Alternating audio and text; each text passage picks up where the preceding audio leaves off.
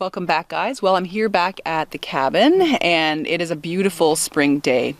I want to talk to you a bit about gardening at the cabin today. I've had a great start to the season. It's been a little bit dry, but that hasn't deterred me from getting my crops in the ground.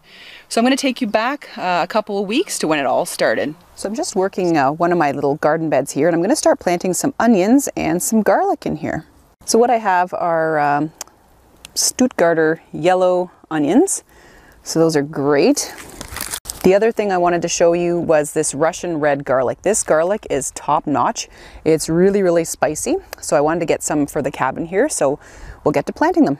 So 6 inches apart and 1 inch deep is sort of how we're gonna plant these. We should have plenty.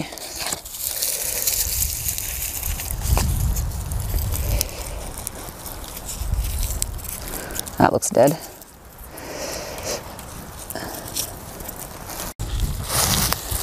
Put some in this part of the bed too. We've got these 3 large cloves of the garlic, so we're going to stick these in just at the back.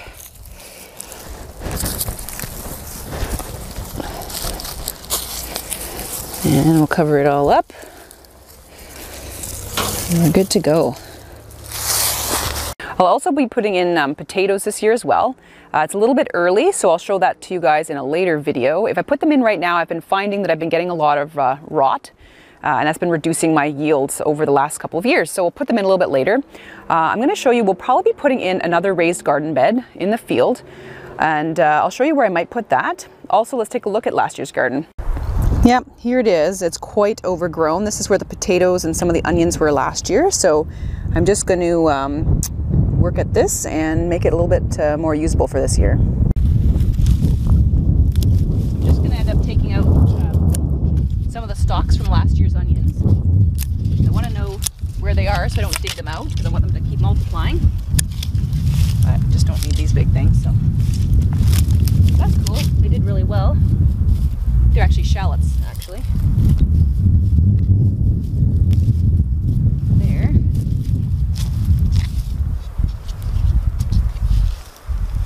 Just got to get all this grass out of here now.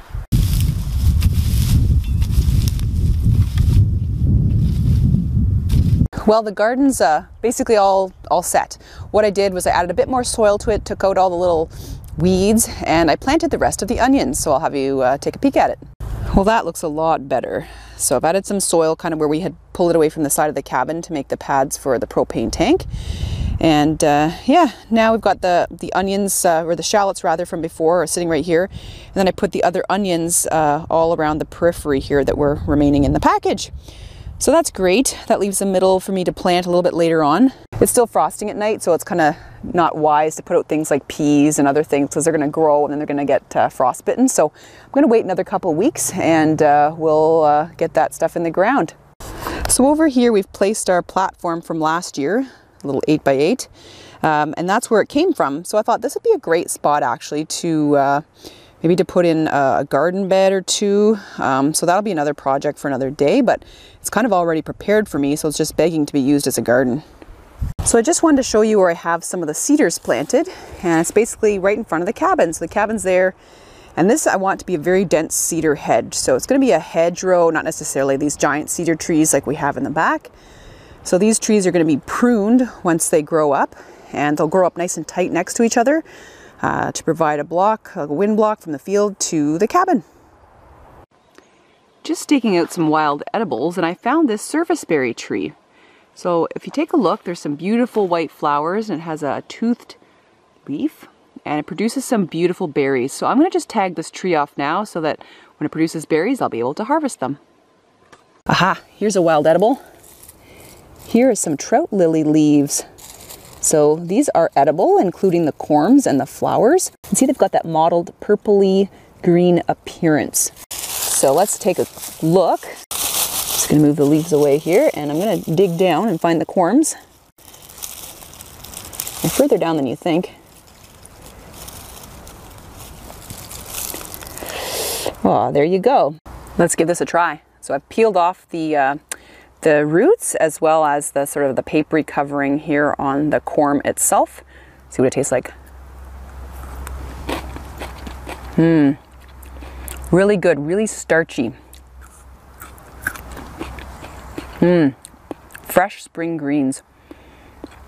You can't beat it. Basically, I'm also on the lookout today for wild leek.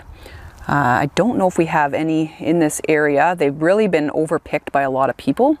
So you always got to keep your eye out for them in really rich deciduous woodlands, sort of near water, usually in the hardwoods. So I'm going to take a peek for those. Trout lily, really nice. Of course, here are the leaves of a wild strawberry. They won't be out and about until mid-June around here in terms of the flowering and the berries, but I'll keep my eyes on those. The field is full of them. So it wouldn't be a Wild Yam show without taking a look at some mushrooms. So let's take a look at this spring mushroom that I found. And here it is. It's this beautiful red mushroom. It's kind of firm. We'll take a look at it. Dust it off a little bit here. So it does not have any obvious gills or anything like that. It's bright red. It's got a little bit of a white cup on it. And what this mushroom is, and this is called a scarlet elf cap mushroom. And the scientific name for that is Sarcophia coccinea. Not sure if I said that right, but that's what it's called. And this has been used medicinally in the past for, and probably now as well. Basically drying it up and using it as a styptic powder on wounds. Also, some folks actually eat this mushroom. It is a little bit, as you can see, it's a bit firm there, but some people eat them when they're pan fried. I have not tried this one yet. This is actually the first time I've seen this one near the cabin. So I will do a little bit more research on it before obviously sticking it in my mouth. But it's just beautiful to take a look at. So you can usually find this fungus until the end of April in this area, and you can actually find it sort of later winter as well. So that's really neat. Just happened to be looking on the ground, looking at some things, and saw that. Let's take a look at some other spring plants I found as well. So if you look down here, you see this beautiful plant, and the leaves here look like the lobes of a liver, if you know what liver looks like. And it's this beautiful blue to lavender flower.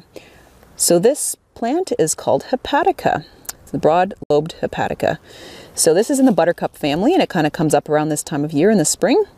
And yeah, it's sort of really recognizable there by the leaves that look like the lobes of a liver.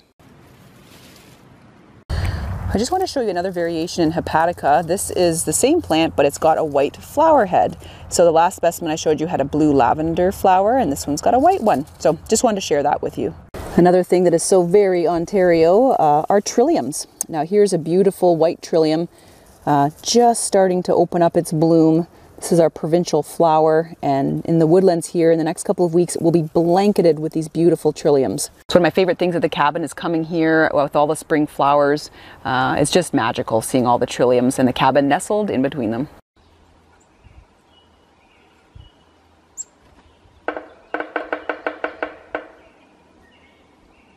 Well, fast forward a little bit, and I want to show you what the garden looks like now. You can see the trees are leafing out, and I've got this soil sort of figured out here.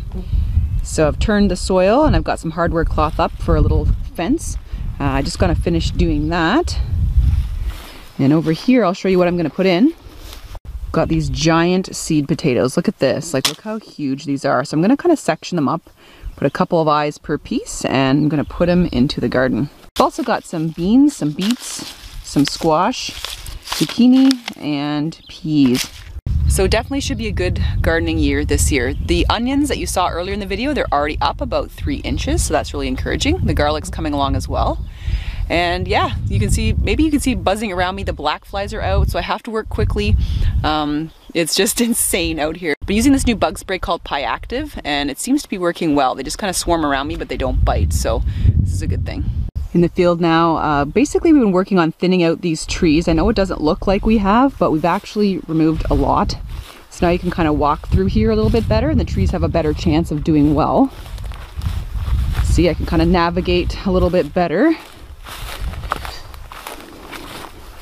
In the distance over there, there's a big pile of them. We noticed that a lot of the pines ended up having like a rusty fungus on them, so we'll have to look into that. A few of them were diseased, so anything that was diseased was obviously removed.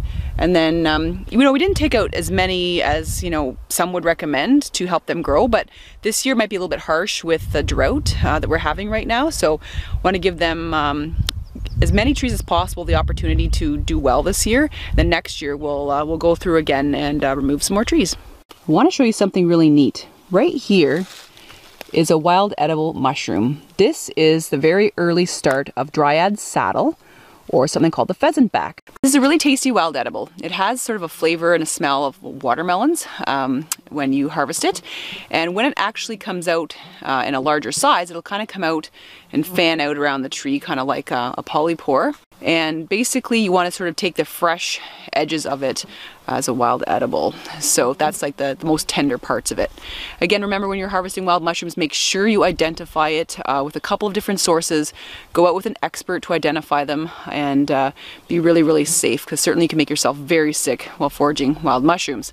I just want to show you this though. This is my little guy. I remember from last fall I had one of my videos. It was a bit older. I knew it was going to come back in the same site, so lo and behold, here it is this year. I'm just waiting for it to get a little bit larger, and then basically what I'll do is I'll trim off the edge and pan fry it up and have a great snack.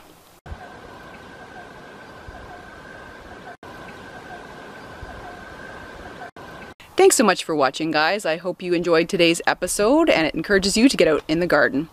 All right, have a great week. Take care.